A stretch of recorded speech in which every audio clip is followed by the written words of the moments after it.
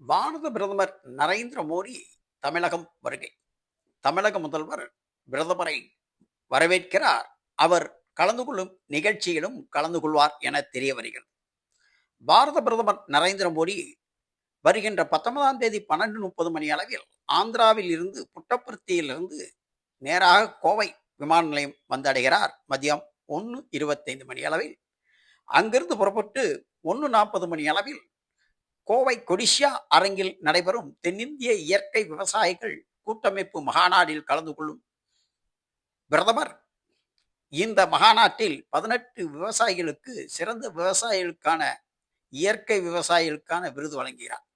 கிட்டத்தட்ட 50,000 பேர் இந்த மகாநாட்டில் கலந்து கொள்வார்கள் என கணக்கிடப்பட்டுள்ள சூழலில் கோவை வரும் பிரதமர் மந்திரியை தமிழக முதல்வர் மு.க.ஸ்டாலின் வரவேற்று மேலும் கொடிஷியாவில் நடைபெறும் விவசாயிகள் மாநாட்டிலும் கலந்து கொள்வார் என தெரிய வருகிறது.